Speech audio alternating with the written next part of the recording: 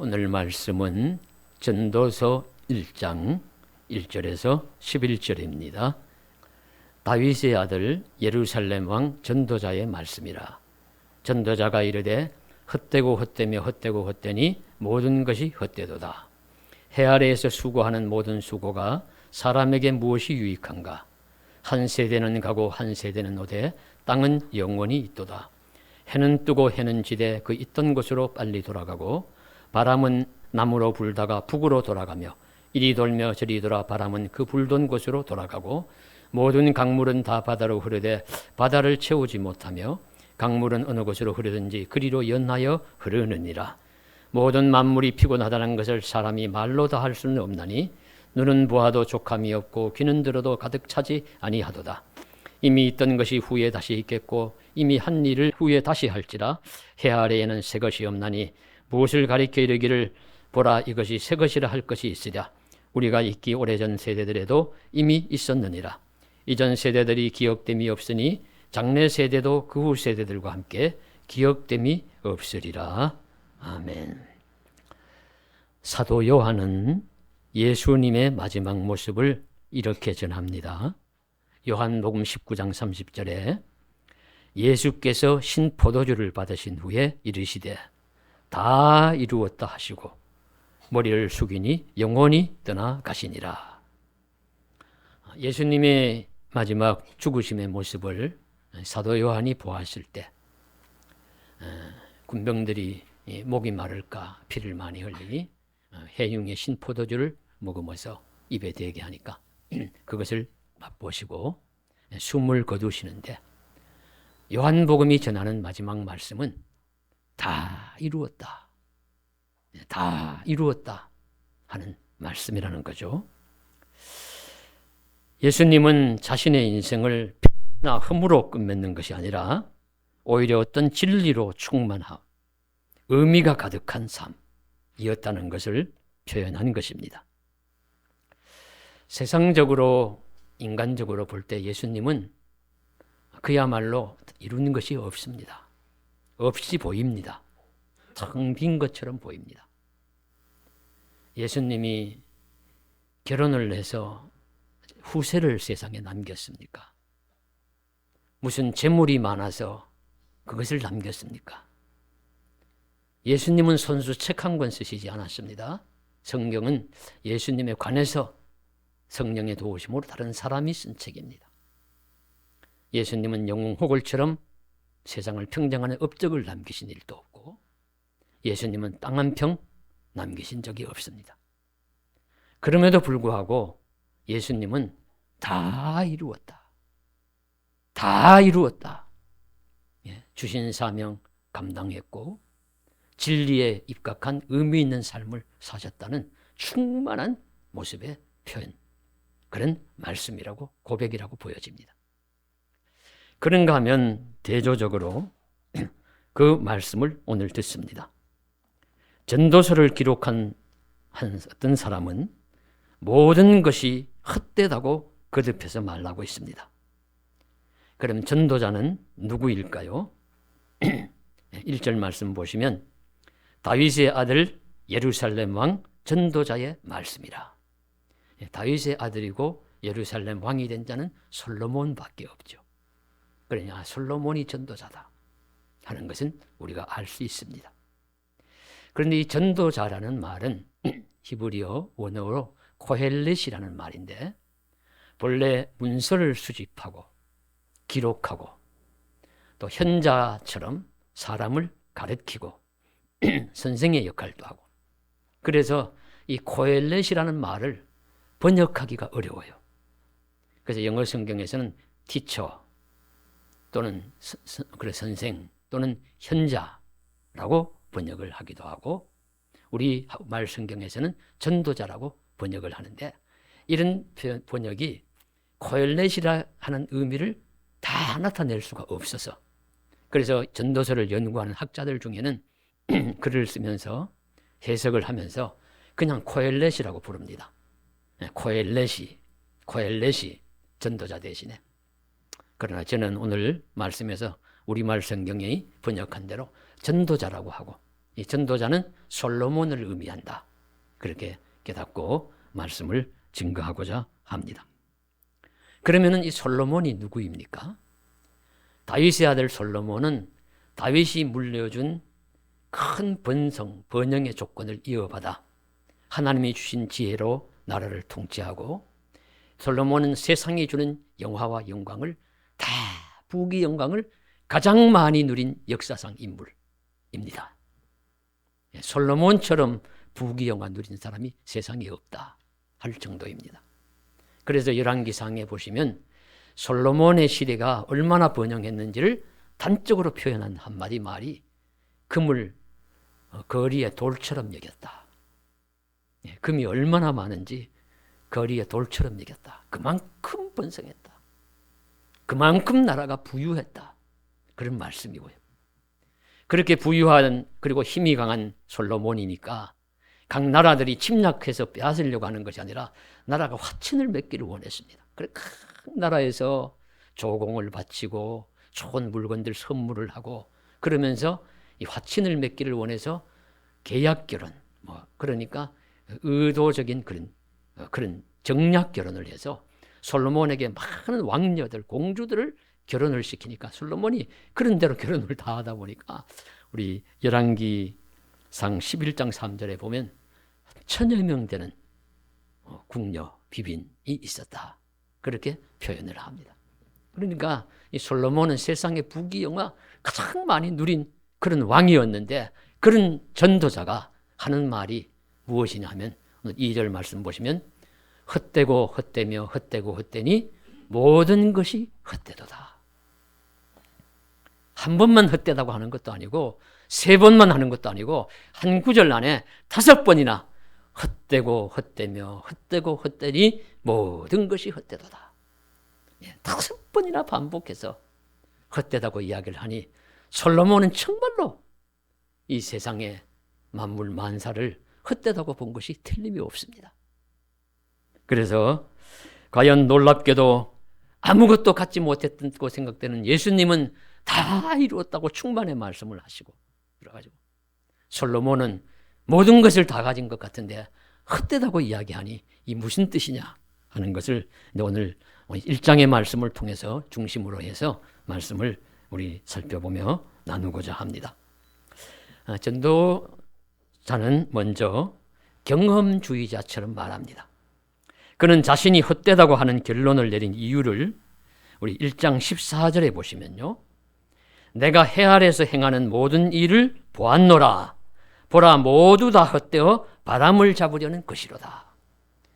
솔로몬이 탁상 공론했다는 것이 아닙니다. 공상을 해서 아는 것이 아니라 내가 이 세상에 되어지는 일들을 다 보았노라. 많이 보았노라. 많이 겪었노라. 그리고 나니까 다 바람을 잡는 것처럼 헛되더라. 바람을 잡는 것처럼 헛되더라. 경험주의자예요. 그리고 경험주의자처럼 그렇게 우리 자신이 생각하고 보고 느끼고 겪어보고 해서 우리 세상이 헛되다는 것을 이야기하는데요. 그래서 그 첫 번째는 전도자가 말하기를 우리 3절에 해 아래에서 수고하는 모든 수고가 사람에게 무엇이 유익한가? 해 아래에서 하는 사람의 모든 수고가 무엇이 유익한가? 유익한 것이 별로 없더라. 그렇게 이야기를 하는 것입니다. 사람이 수고를 참 많이 하며 살지요. 저는 세상 둘러보면서 참 사람 수고 많다고 봅니다. 쉬운 일 없고요. 다 수고하며 살아가요. 많은 수고하며 살아가는데 그 수고하며 살아가는데 별로 남는 것이 없어요. 헛되어요. 뭐 이룬 것이 없어요. 나중에 보면 빈손입니다. 이것을 잘 나타내는 우리 어네스트 해밍웨이의 우리 소설 노인과 바다라는 그런 작품이 있습니다. 산티아고라는 한 노인이 칠레의 바닷가에서 살아가는 칠레가 쿠바의 바닷가에서 살아가는 그런 노인입니다. 일평생 어부로 살아가요. 고기잡이 하면서. 그런데 한동안 고기를 못 잡아요. 고기를 못 잡으니까 함께 하던 소년도 그 부모가 강압을 해서 야, 고기도 못 잡는 그 노인 어부에게 배울 게 뭐가 있어? 다른 곳으로 옮겨가 해서 그래서 억지로 강제로 옮겨갑니다. 그래서 그 소녀는 노인을 뭐 관계는 끊지 않고 먹을 것이 있으면 갖다 주고 하면서 좋은 관계를 이어가지요. 그런데 그 노인이 고기를 잡지 못한 지 85일째 되는 날에 마음을 고쳐먹고 다 잡고 다시 저 멀리 바다로 나아갑니다. 거기 가서 낚시를 던졌는데 낚시에 아닌 게 아니라 큰 청새치가 한 마리 덥석 물었어요. 큰 물고기가 물으니까 낚싯대를 붙들고 그 고기를 잡으려고 씨름을 합니다. 고기는 살려고 몸부림을 치면서 풀떡거리니까 배가 기우뚱하고 노인은 그 고기를 잡으려고 낚싯대를 걸고 안간 힘을 쓰고 그렇게 싸우기를 이틀 밤낮을 한다고 해요. 이틀 밤낮을 싸우다가 고기도 지치고 노인도 지치는데 그래도 노인이 이겼어요. 노인이 이겨서 작살로 힘이 빠진 고기를 잡아서 고기가 너무 커가지고 배 안에 실지도 못하고 옆에 묶어가지고 달고서 돌아옵니다. 그런데 고기의 피냄새를 맡고 상어떼들이 몰려와요. 상어떼들이 몰려와가지고 고기를 먹질고 여기저기 하니까 노인은 또 그것을 그냥 쫓으면서 또 이 항구 부두로 오는데 부두에 도달하고 보니까 고기는 앙상하게 뼈만 남아있고 다 상어밥이 되고 말았어요. 그 다음날 주변 사람들이 몰려와서 그 고기뼈에 있는 그 뼈를 보고서 그 고기가 얼마나 컸던지 사람들이 놀란다 하는 말이 나오고요. 그리고 그 노인은 지쳐서 자기 집으로 오두막으로 돌아가서 고온히 잠이 듭니다. 그때 이제 떠나갔던 소년이 또 찾아와요. 찾아와서 노인이 그 고기를 잡느라고 뭐 낚싯대를 당기고 노를 족가느라고 헤어진 상처난 손을 잡아주면서 이렇게 손이 상했구나 하면서 눈물을 흘려요. 그 노인이 눈이 뜨니까 노인 우리에게 배울 것이 많습니다. 제가 다시 오겠습니다. 이렇게 이제 하니까 노인이 큰 그 말에 위로를 받고 또 다시 잠이 든다는 이야기인데요. 해밍웨이의 이 작품은 무엇을 이야기하겠습니까? 여러 가지 의미가 많이 있겠지만 그 중에 하나는 인생의 수고와 모든 애씀이 헛되더라. 그 고기를 잡으려고 먼 바다로 나가고 고기를 잡으려고 고기가 싸워가지고 그 고기를 이겨서 잡았는데 하나도 살점 하나 자신은 먹어보지 못하고 모두가 상어떼로 다 죽어 말고 상어떼에게 빈손 빈배로 돌아온 그 허무함, 그 헛됨, 그것이 1차적인 의미입니다. 이것에서 많은 사람들이 공감하기 때문에 이 어네스트 해밍웨이 노인과 바다라는 이 작품에 노벨상을 주었어요. 노벨상을 주었어요. 오늘날 많은 사람들도 유사합니다. 유사하게 많은 그런 헛됨, 공허를 느낍니다. 우리 내 삶에 수고를 많이 했지만 결국에는 빈손이더라, 빈배더라. 이 빈손으로 돌아온 노인과 같은 삶을 인생이라는 것을 사람들이 많이 공감하면서 살아갑니다. 빈손으로 돌아오는 인생, 그 수고한 그 모든 열매를 자신이 누리지 못하는 인생은 그 헛되다고 표현할 수밖에 없는 것이죠. 그래서 오늘 전도자의 말씀처럼 그 수고한 열매를 자신이 누리지 못하는 인생, 참 그 수고가 헛될 뿐이다. 우리도 함께 고백할 수가 있습니다. 네덜란드의 화가인 빈센트 반 고흐가 있어요. 지금은 그의 그림이 얼마나 값이 고가인지 개인은 소장할 수 없다고 합니다. 뭐 박물관 같은 나라 수준에서 소장을 하지 값이 너무 뭐 수백억 뭐 그렇게 가니까 소장을 못. 우리나라에도 원본은 한 사람도 같이 갖고 있지 않다고 해요. 그럴 정도의 그 그림을 그린 고흐가 생전에 자신이 그림을 그릴 때는 무명화가라서 아무도 알아주지 않아서 먹고 살기 위해 가지고 자기 동생인데 생활비를 우리 빌어먹어야 할 그런 삶을 살았다는 기록입니다. 다 고흐가 죽고 난 다음에 그 그림값이 올라간 거예요. 우리나라의 이중섭 씨나 박수근 같은 유명한 화백도 그 그림이 한창 팔릴 때는 그 전쟁 바로 후에서 헐값으로 팔리다가 이들의 손을 다 떠난 다음에 지금 고가로 지임받고 비싸게 팔리는 것이지 그 당사자는 아무것도 누리지 못해요. 수고한 자 따로 있고 덕보는 자 따로 있습니다. 그것이 인생입니다. 그래서 그런 인생에 그 수고한 모든 것이 헛되다 하는 표현도 일리가 있다는 말씀이죠. 그래서 전도자는 또 나아가서 수고한 열매를 자신이 누리지 못할 뿐만 아니라 후세대에 물려주는 것이 있는 경우인데 그것도 헛될 뿐이라. 그래서 2장 19절 이하에 18절 이하에 내가 해 아래에서 한 모든 수고를 미워하는데 그 이유는 내 뒤를 이을 자가 지혜자일지 우매자일지 아무도 알 수가 없다. 다행히 지혜자면 그 물려준 재산 간수 잘 하겠지만 우매자는 다 허랑방탕할 기회로 삼을 뿐입니다. 이것도 실제적으로 일어날 수 있는 일들입니다. 제가 본 어떤 한 집사님은 간경화로 돌아가셨는데 60이 안 되셔서 돌아가셨어요. 제가 그때는 나이가 어려서 연세 좀 사셨다 생각했는데 지금 생각해 보면 60이 안 되셨어요. 일찍 돌아가셨는데 이분은 알부자로 소문이 나신 분입니다. 이북에서 내려오셔가지고 그저 재산을 많이 일구셨는데 얼마나 알뜰하고 검소하게 사시는지 어지간한 거리는 자기 자가용은 갖고 있지 않는 것은 물론이려니와 걸어다녀요. 그럴 정도로 검소하게 사셨던 분인데 모두 다 남겨놓고 60도 못 사시고 돌아가셨어요. 그리고 나니까 아들 둘, 딸 하나가 있는데 그때 이제 막내 아들이 이제 각 군대 갈 나이 정도 되었던 것으로 기억합니다. 그러니까 그 아내는 순수한 시골 안악, 세상 물정 모르시는 분, 그런 분이에요.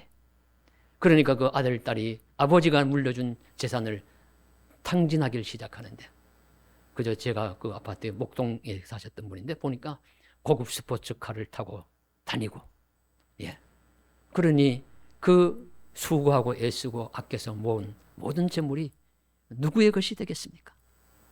무엇이 유익하겠습니까? 이처럼 우리 말씀에 있는 것처럼 해 아래서 수고한 모든 것이 무엇이 유익한가 하는 말씀처럼 헛되다고 고백을 할 수가 있습니다. 둘째로 전도자는 자연현상을 보면서 만물이 해 아래에서 제자리로 돌아간다고 이야기합니다. 세대는 흘러서 변치 않고 땅은 영원히 있지만 바람은 자유롭게 불며 강물은 변함없이 바다로 흐른다고 말합니다. 그래서 전도자가 본 대로 하나님이 창조하신 이래로 낮과 밤은 변함없이 흘러가고 있고요. 바람은 자유롭게 불고 강물은 바다로 흐르고 이렇게 법칙대로 흐르는 것 같은데 오늘 말씀 8절에 보시면은 만물이 피곤하다. 모든 만물이 피곤하다는 것을 사람이 말로 다 표현할 수 없다. 저는 이 말씀 보면서 지금부터 3,000년 전에 솔로몬은 3,000년 전의 인물이에요. 3,000년 전에 살았던 고대의 사람이 만물의 운행을 보면서 피곤하다는 통찰력을 가졌다? 야, 대단하다. 그렇게 느껴집니다. 세상이 땅이 그대로 있고 바람이 흐르고 낮과 밤이 바뀌고 하는 것은 누구나 보고 알고 이야기할 수 있어요. 그러나 그 가운데 흐르는 만물이 피곤함을 느낀다? 이건 아무나 할 수 있는 말이 아닙니다. 이제 와서야 현대에 와서야 사람들은 만물도 쓰기만 하고 사용만 하다 보니까 피곤함을 느끼고 그거 이제 장애가 온다. 그래서 기후재앙, 생태계의 재앙이 나타난다고 이제 경각심을 가지고 지금 거기에 지금 우리가 매어 달리고 있는데 이미 솔로몬은 3,000년 전에 전도자는 3,000년 전에 만물이 피곤하게 함을 느끼는 걸 말로 다 표현할 수 없다고 그렇게 고백합니다. 실제 이제는 모든 사람도 일만 하고 쉬지 않으면 피곤함을 느끼듯이 만물도 지금 계속 돌다 보니까 피곤함을 느껴서 지금 열이 나고 있어요. 그래서 우리 기후재앙, 생태계의 재앙이 인류 지금 생존에 대한 큰 문제로 다가오고 있습니다. 거기에 대한 글 중에 하나인데요. 지구 온도가 평균 1도 상승하면 북극곰이 멸종한다고 합니다. 2도 상승하면 맨해튼 섬이 침수된다고 합니다. 3도 상승하면 남미의 아마존이 사라집니다. 4도 상승하면 뉴욕이 침수합니다. 5도 상승하면 알프스가 사막으로 변합니다. 6도 상승하면 지구 생물 85%가 멸종합니다. 그런데 산업혁명 후 200년 동안에 1도 상승했다고 합니다. 그런데 지금은 상승 속도가 더 빨라진다고 합니다. 그렇게 이렇게 기록하는 2050년 거주 불능지구라는 책의 저자는 이렇게 길을 기록하면서 마지막으로 하는 말이 무엇이냐면 내 말이, 이 말이 거짓이기를 원한다. 그러나 거짓이 아닙니다. 일리가 있는 말입니다. 이처럼 만물이 피곤하며 보아도 눈이 족하지 못하고 들어도 귀는 차지 않는 이 세상은 헛된 것이 많다. 우리 솔로몬 전도자의 고백을 우리가 그대로 인정할 수밖에 없죠. 전도자는 하나 더 말하기를 해 아래 새 것이 없으므로 모든 것이 헛되다. 지금 새 것 있는 것 같아도 돌아보니까 다 옛날에 있던 거예요. 옛날에 무엇인가 있었던 것이 반복될 뿐이고, 조선의 당파 싸움은 현대의 여야의 싸움으로 바뀌고, 그 당시에 그저 불의와 모든 살상과 하던 그런 것들 또다시 현대전으로 바뀌고, 그저 새로운 무엇이 들어서면 새 사람 새 것이 올 줄 알았지만 조금만 지나니까 옛날 그대로이고, 그저 옛것이 그대로 반복되는 이 세상의 모습은 헛것이요, 헛된 것이요, 우리가 허사라 하는 말을 그대로 우리가 받아들일 수밖에 없습니다. 이와 같이 전도자는 사람의 수고가 헛되고 만물이 돌고 돌아 피곤해서 헛되고 해 아래 새 것이 없으니 헛되다고 말합니다. 그러면 이처럼 거듭해서 헛되다고 우리 하는 소리치는 전도자가 정말 말하고자 하는 것이 무엇일까요? 사람은 표면적으로 말하는 것이 있고 이면적으로 또 뜻하는 바가 있습니다. 전도자가 정말로 그냥 모든 것이 헛되요, 다 헛될 뿐이에요 라고만 했다면 전도자는 허무주의자, 금욕주의자, 비관론자에 가까울 것입니다. 그러나 전도서에는 그런 말씀만 있는 것이 아닙니다. 그런 말씀이 있는 것이 아니라 헛되다고 하는 이면에는 또 다른 뜻이 있다는 것을 말씀하고 있습니다. 인생의 수고가 해 아래서 새 것이 없고 다 헛것이라고 말하지만은, 그러나 전도자는 그 속에서 하고 싶은 말이 있는데요. 그것이 무엇이냐 하면은 우리 2장 24절에, 전도서 2장 24절에 이런 말씀이 나옵니다. 사람이 먹고 마시고 수고하는 것보다 그의 마음을 더 기쁘게 하는 것은 없나니 내가 이것을 본즉 하나님의 손에서 나는 것이로다. 사람이 먹고 마시며 수고하는 것 가만히 보니까 이것이 헛된 줄로만 알았는데 그것만이 아니에요. 하나님이 주신 것이에요. 하나님의 손에서 난 것입니다. 그래서 의미가 있다는 말씀입니다. 그리고 5장 3장 13절에 보시면 사람마다 먹고 마시는 것과 수고함으로 낙을 누리는 그것이 하나님의 선물인 줄 또한 알았도다. 사람이 먹고 마시며 수고하고 또 낙을 누리는 것이요, 하나님이 주신 선물이라고 해요. 한 말씀 더 나옵니다. 5장 19절에 5장 19절에도 보시면은 또한 어떤 사람에게든지 하나님이 재물과 부요를 그에게 주사 능히 누리게 하시며 제 몫을 받아 수고함으로 즐거워하게 하신 것은 하나님의 선물이라. 선물은 좋은 것입니다. 악한 것은 선물이 될 수 없어요. 좋은 것이 선물입니다. 선물은 받는 자에게 유익하고 도움이 됩니다. 그러니 하나님이 주신 선물은 더욱더 좋은 것입니다. 그 주신 것을 하나님은 우리에게 참 즐기라고, 누리라고 주신 것이다. 그렇다고 보면 허무주의자가 아니라 이 현실에 대한 긍정주의자예요. 하나님이 주신 선물, 그래서 선물이라는 이름 해석도 있습니다. 그래서 이 두 가지 해석이 기독교 역사상에 아주 대조적으로 나오는데요. 하나는 히에로니무스라는 우리 헬라어 성경을 라틴어 성경으로 번역한 고대의 유명한 성경학자가 있습니다. 그 히에로니무스는 이 전도서를 읽으면서 헛되다는 말씀에 주목을 했습니다.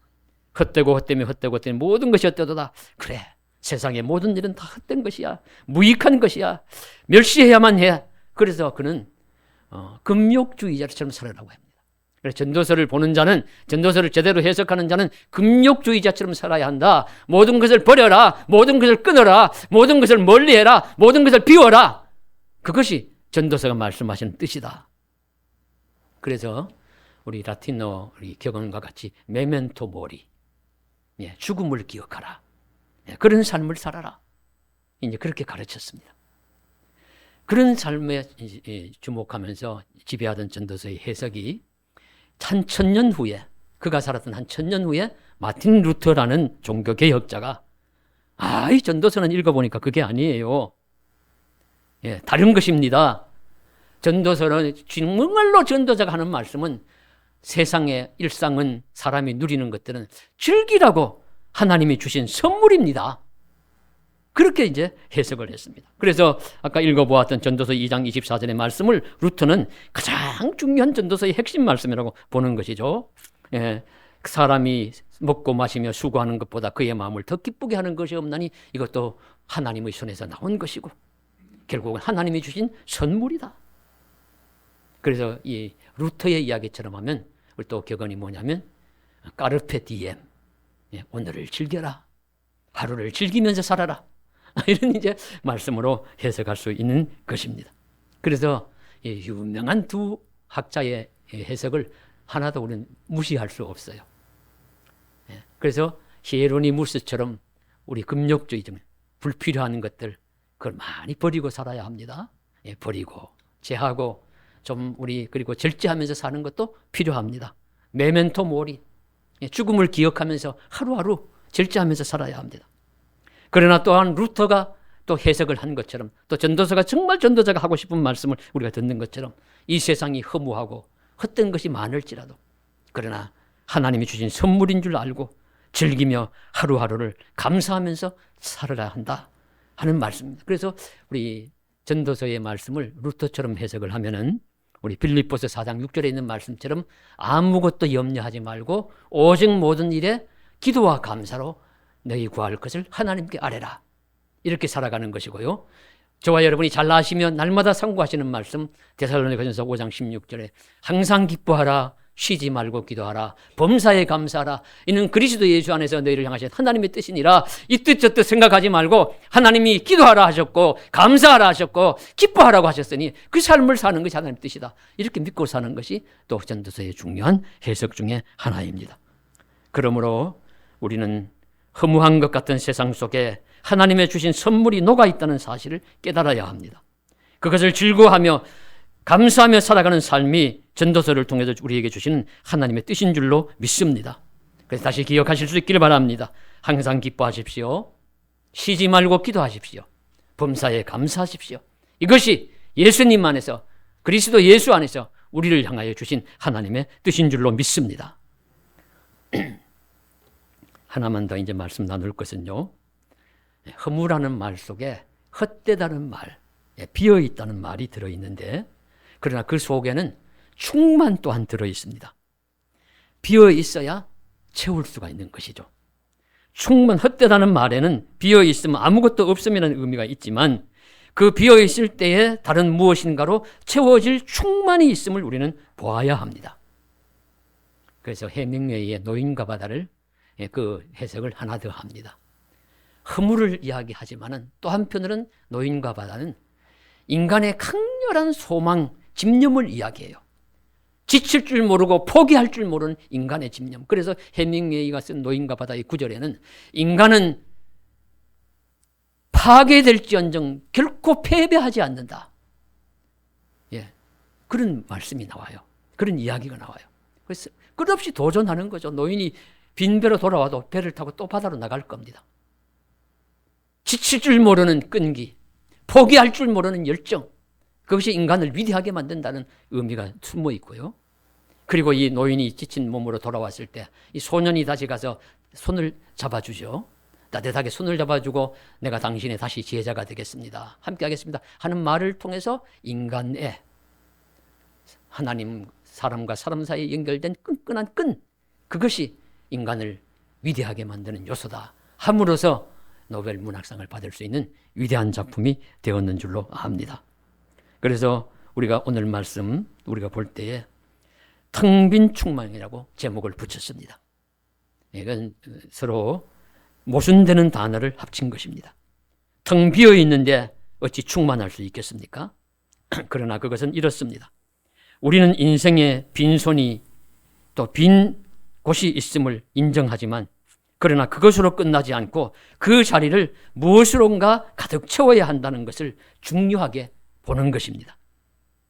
잔이 비어있으면 비어있는 것을 보는 것이 아니라 그 빈 공간을 무엇으로 채울 것인가 주목하는 것입니다. 즉 전도서에서도 허무 빈 곳, 빈 것을 강조하지만 그 빈자리를 보면서 궁극적으로 인간의 삶에 채워야 할 자리가 있음을, 공간이 있음을 인정하라는 것입니다. 그 빈 곳을 무엇으로 채울까요? 그 자리는 하나님으로만 채워질 수가 있습니다. 그 자리는 커다란 우리 빈자리인데 그 자리를 세상의 업적, 세상의 어떤 공로, 어떤 성과, 소유, 세상 영광으로는 채울 수가 없어요. 솔로몬의 영광으로도 그 빈자리를 못 채웠습니다. 그래서 솔로몬은 헛되고 헛되며 헛되고 헛되니 모든 것이 헛되다고 고백한 것입니다. 그러나 그 자리를 하나님으로 가득 채운 예수님은 다 이루었다고 말씀할 수가 있습니다. 고백할 수가 있는 것입니다. 그래서 우리 전도서의 결론은 전도서 12장 우리 보시면은 일의 결국을 다 들었으니 하나님을 경외하고 그의 명령들을 지킬지어다. 이것이 모든 사람의 본분이니라. 일의 결국을 다 들어보니까 하나님을 경외하는 것이 제일이에요. 하나님의 말씀을 지키는 것이 사람의 본분이에요. 영적인 것으로 채운다는 것입니다. 신령한 것으로 채운다는 것입니다. 그래서 사람은 누구에게나 빈자리가 있습니다. 부자도 빈자리가 있고요. 가난한 자도 빈자리가 있습니다. 지식이 있는 자도 빈자리가 있고 아무것도 공부하지 못해도 빈자리 있습니다. 염려, 근심, 걱정 없는 사람 누군가 그런 거 다 있는 것처럼 사람에게는 누구에게나 빈자리가 있습니다. 저와 여러분에게도 있습니다. 그것은 하나님은 누구에게나 빈자리를 주셨다는 겁니다. 하나님은 누구에게나 빈자리를 허락하셨어요. 그러면 그 빈자리가 무엇으로 채워질 수 있을까? 여기에다가 물질 채우고 세상 권세 채우고 명예 채워도 소용없어요. 그것은 채워질 수 있는 자리가 아닙니다. 그것은 하나님만으로만 채워질 수 있습니다. 그것은 예수님만으로만 채워질 수 있습니다. 영적인 것으로만 채워질 수 있습니다. 그래서 예수님 시대에 니고데모가 유대인의 선생이라도 밤에 예수님을 가난한 예수 선생 랍비 예수를 찾아옵니다. 진리가 무엇입니까? 거듭남이 무엇입니까? 물으면서 깨닫기를 원합니다.